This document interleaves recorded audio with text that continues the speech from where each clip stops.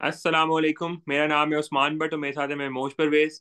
महमूज भाई, ये कल क्या हुआ है अफगानिस्तान के साथ? और मैक्सवेल ने तो धुलाई करके रख दी है उनकी। सर धोखा हो गया बेचारों के साथ। जीते हुए थे मैच, लेकिन नसीम शाह ने मैसेज भेजा था फिर मेरे ख्याल में मैक्सवेल को कि इनको छोड़ना नहीं है। और वाकई बड़ी यार अनरियल सी इनिंग्स थी। मतलब मानने वाली बात ही नहीं कि आप 91 फॉर 7 और उसके बाद आप इस तरह से, खास तौर पे जब आप इतनी एक इंजरी आपको हो रही है, आपकी टांग काम नहीं कर रही। और मतलब एक होता है ना यार, सेंचुरी तक कर ली, मैच क्लोज ले गए, ऐसे ही इस सिचुएशन में ऐसे ही हमें मैचेस देखे हैं।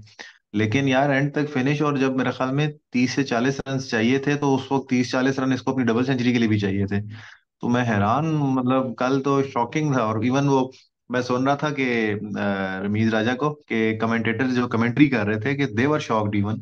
वो कितनी देर तक उनके वो कहते हैं ना, आसान खता कि ये हुआ क्या है।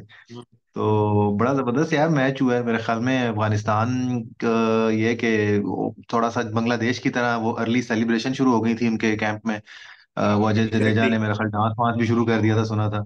उनके कोच हैं।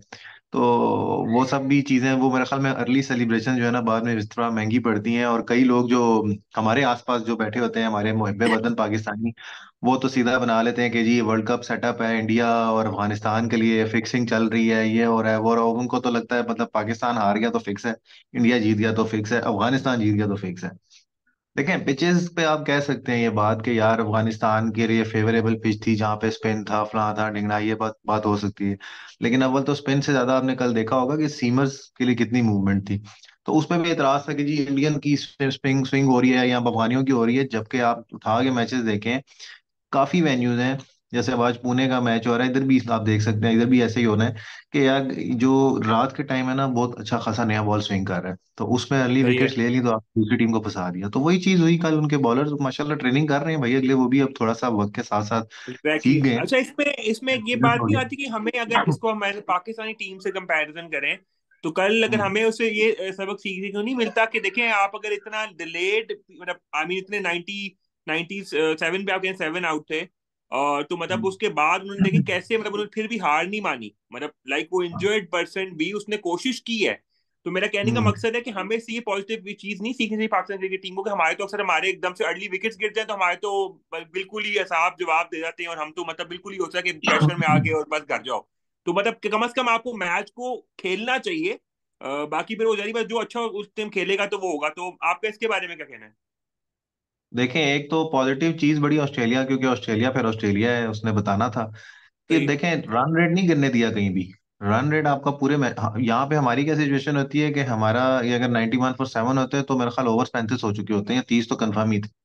तो उनके हम्म। आप ओवर देखें, वो 30 ओवरों में उनका स्कोर 170-80 ही था।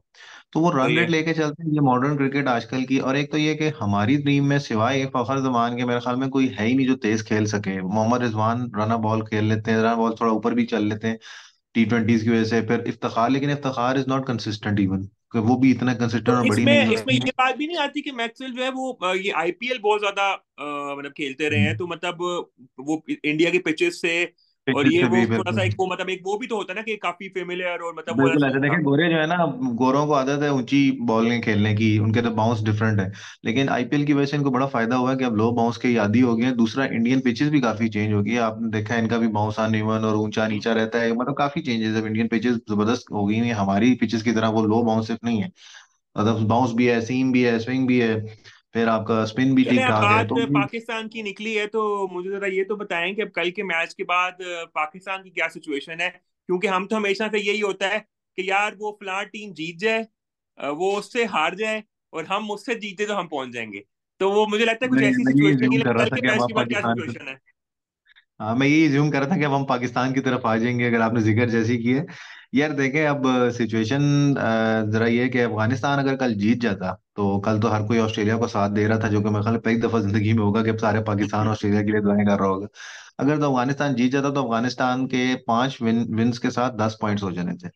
और वो जब 10 पॉइंट्स होते हैं तो इसका मतलब था कि उन्होंने अगला मैच साउथ अफ्रीका, क्योंकि साउथ अफ्रीका भी आपने देखा है कि जितनी उठी थी अब वो वल्नरेबल हुई हुई है, और स्पेन के अगेंस्ट वो बहुत बुरे हैं। तो साउथ अफ्रीका का भी चांस है कि शायद वो हार जाए अफगानिस्तान से। लेकिन अब वो बहरहाल अफगानिस्तान का ये है कि रन रेट भी अच्छा हो जाता और 10 पॉइंट्स भी हो जाते, तो उसके बाद पाकिस्तान अगर हारता तो पाकिस्तान ने तो सिंपली बाहर होना था। तो अब वो न्यूजीलैंड अगर हारता, न्यूजीलैंड ने बाहर, और अफगानिस्तान हार के भी नेक्स्ट मैच उसके चांसेस ज्यादा थे, क्योंकि ज्यादा सही क्या, इनफैक्ट वो क्वालिफाई कर जाता 10 पॉइंट्स के साथ। लेकिन अभी अफगानिस्तान के पॉइंट्स भी 8 हैं, पाकिस्तान के भी 8 हैं, न्यूजीलैंड के भी 8 हैं। अब सीन ये है कि अब इन सब ने अपने अपने मैचेस जीत के 10 पॉइंट्स बना के भी फिर फैसला होगा रन रेट पे। है। लेकिन पाकिस्तान की सिचुएशन न्यूजीलैंड के आगे ना काफी बुरी है इस टाइम पे।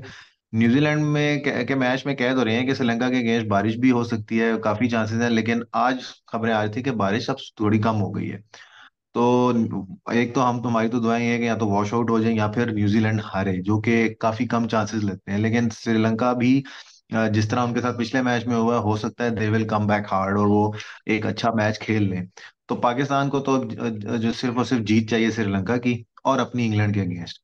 तो पाकिस्तान का सिंपल ही है, क्योंकि अगर न्यूजीलैंड जीता तो पाकिस्तान को अगर न्यूजीलैंड 1 रन से अगर ज्यूम करें हम जीतता है, तो पाकिस्तान को 130 रन से हराना है इंग्लैंड को। इतना रन रेट का इस टाइम डिफरेंस है। तो ये थोड़ा सा मुश्किल पाकिस्तान के लिए सिनेरियो हो जाएगा, यानी कि अगर वो 50 रन से जीते तो पाकिस्तान को 180 रन से जीतना है। तो मेरे ख्याल में ओके। सिंपल सा फार्मूला है, मेरे को सिंपल सी दुआएं जारी रखें, जो कुदरत का निजाम फिलहाल चल रहा है, एक्टिवेटेड है अल्लाह के फजल से।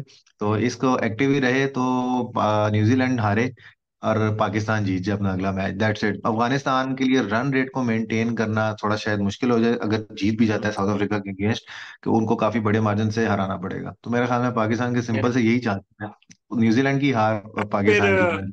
अपनी दुआओं के साथ और इसी उम्मीद के साथ जो है, मेरा ख्याल है इस पॉजिटिव एंड पे एंड करते हैं हम अपनी वीडियो को। कि अल्लाह ताला बिल्कुल। करे कि जैसे आप कह रहे हैं कि या तो वो बारिश हो जाए या फिर वो हार जाए और पाकिस्तान जीत जाए और हम फिर सेमीफाइनल में क्वालिफाई कर दें। और मेरे ख्याल से फिर दोबारा से इंडिया के साथ हमारा सेमीफाइनल हो जाए। तो हाँ, लेट्स वो होप अलग फॉर द बात है कि बेस्ट। आगे और मजीद डर है कि इंडिया हाँ कैसे एग्जैक्टली। अगेंस्ट क्या होगा। अल्लाह खैर करे, इंशाल्लाह देखते हैं क्या बनता है। इंशाल्लाह नेक्स्ट वीडियो में हाजिर होते हैं। मेमोश आपका बहुत शुक्रिया। अल्लाह हाफिज। अल्लाह हाफिज।